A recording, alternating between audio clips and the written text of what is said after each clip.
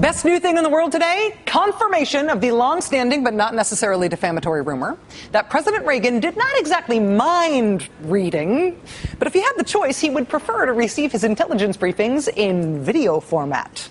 And since a president tends to get what a president wants, the CIA made briefings for President Reagan into movies that he could watch. And now they have just declassified a bunch of them. The 9th day of your summit trip will be the final day in Moscow. Following some brief remarks and a mix and mingle session with embassy personnel and their families at Spaso House, you and Mrs. Reagan travel to St. George's Hall for a farewell with General Secretary and Mrs. Gorbachev.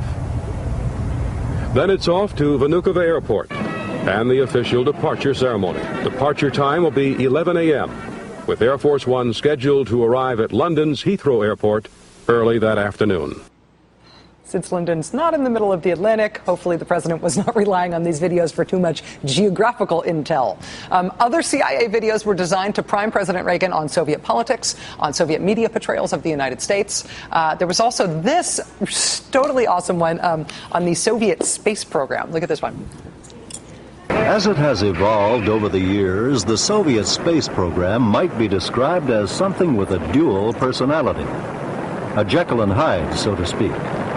That is, it consists of two parts, one of which is highly visible and acceptable to the world public, while the other moves in a sort of shadowland and is cloaked in high secrecy. A dual personality, a Jekyll and Hyde, and two parts, with one in the shadowland. Even I am intrigued. Reagan liked that particular video so much he wrote in his diary after watching it. He wrote, "Saw a CIA classified movie on the Soviet space program. They are much further ahead than most people realize, and their main effort has been military." Here's how he learned that from the movie. Since the early 1970s, the Soviets have concentrated their effort on space systems for military support. As mentioned at the beginning of this presentation, Soviet space efforts can be divided into two parts, military and scientific.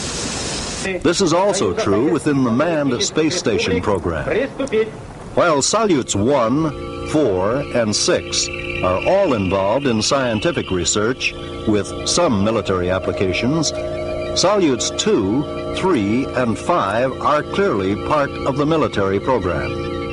Military program. See, the spooky music makes it all so much more believable.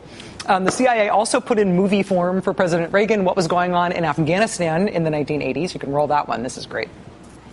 Moscow faces some formidable tasks in its efforts to prop up the unpopular Marxist regime in Kabul. Even the Soviets can see that the insurgents dominate most of the country. The tribesmen, although still alarmingly short of the weapons needed to combat the invaders, continue to receive supplies from sources outside the country. Who, us? It's unlikely that the Soviets will be able to effectively close the Afghan borders in the mountainous war zones. I've often wondered, said one of the rebels in a mountain encampment, why Allah gave Afghanistan ravines and steep cliffs rather than rich, flat plains. Now I know why.